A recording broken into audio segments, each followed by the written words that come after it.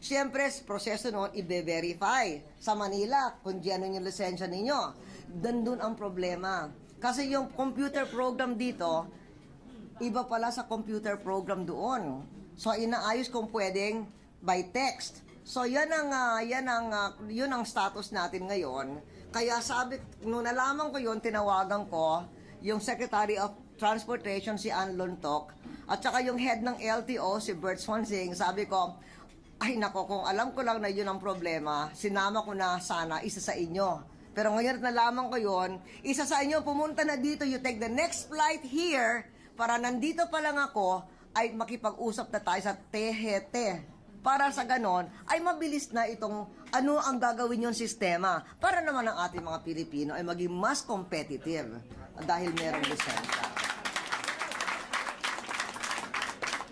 In the meantime, samantala, mabuti naman, kinikilala ng Espanya ang ating Dual Citizenship Act na ginawa sa ating administrasyon noong 2003. And this Dual Citizenship Act has benefited more than 1,500 former Filipino citizens. At hindi lamang yun, ayaw naman natin na magkaroon ng panahon na may magkakaroon ng problema sa batas ang mga Pilipino dito. Pero kung halimbawa, yung hindi natin inaasahan ay mangyari, meron din tayong pagkasunduan sa Espanya, yung transfer of sentenced persons. Kung halimbawa magkaroon kayo ng problema sa batas, kailangan sa awa ng Diyos, wag sana mangyari, makumbik kayo, kailangang maipreso, pwede kayong malipat sa Pilipinas at doon na lang yung isa-serve yung sentence ninyo at hindi dito. Pero sana hindi mangyari. Pero pinag-uusapan natin ang mga nasa presong Pilipino. Iyon hindi nangyayari dito.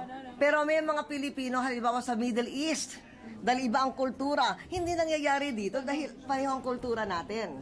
Doon sa Middle East, nagkakaiba ang kultura, maraming naipepreso. Pero, salamat sa ating pagkakaibigan sa hari ng Espanya, dahil siya ay royalty, marami sa Middle East royalty din, para mga kapatid niya, para mga pinsan niya, merong ilan doon ide-death sentence na sana. Alam mo niya na yung hari ng Espanya ang nakikipag-usap sa mga hari ng iba't ibang mga lugar sa Middle East para patawarin yung ating mga Pilipino doon. Kaya yun ang isang malaking pinagpapasalamat din natin. Binabanggit ko itong global economic downturn. At dito nga sa Europe, hindi pa tapos itong global economic downturn. Aangat na sana, nagkaroon naman ng problema sa Greece. Isang ekonomiya lang ito. So, parang nagkaroon na naman ng epidemic. So, I just want to let you know that we have put in place a stimulus package that is geared to help our workers keep and get new jobs. Ito nga, itong lisensya, importante ito. But that's not all. We have a program that we call Reciprocity Program. Bakit reciprocity? Kasi ang dami niyong binibigay sa ating bansa.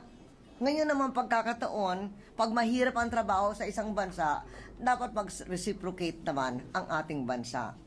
And this program of reciprocity is supposed to help our expatriate workers who might return home from their host countries that have been affected by the global crisis.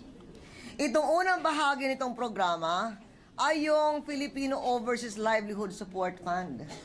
Nung nangyari itong global economic crisis, nagsimula ito noong September of 2008, naglaan na tayo ng 1 billion pesos mula sa OWA at government lending institutions para sa naghihirap ng mga OFW.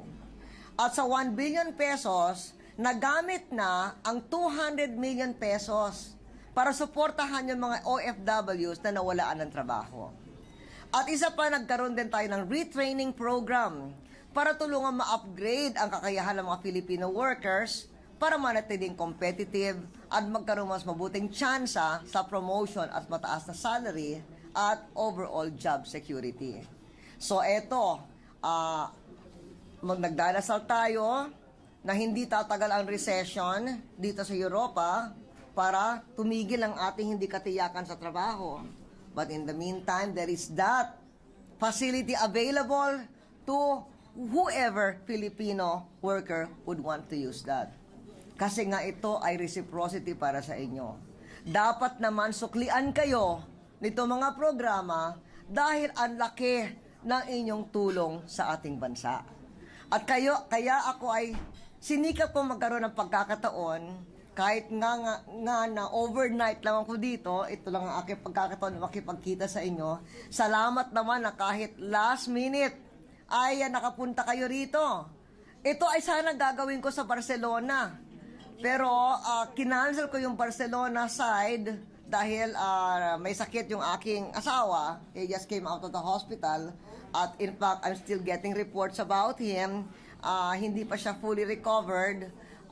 Pero itong binuksan nga natin yung ating konsulado sa Barcelona dahil mas maraming Pilipino sa Barcelona kaysa sa Madrid. At hindi ako city to city, yes. At hindi ako nakapunta dito, pero salamat naman ang ating Consul General at ang ating leaders ng community sa Barcelona ay pumunta rito dahil hindi ako nakapunta doon. Muchas gracias por venir. Y a todos ustedes, Filipinos aquí, una vez más, os agradezco a todos los Filipinos en España por vuestro apoyo y el honor que brindáis a nuestra patria. Mabuhay ang mga Pilipino sa España. Maraming salamat po.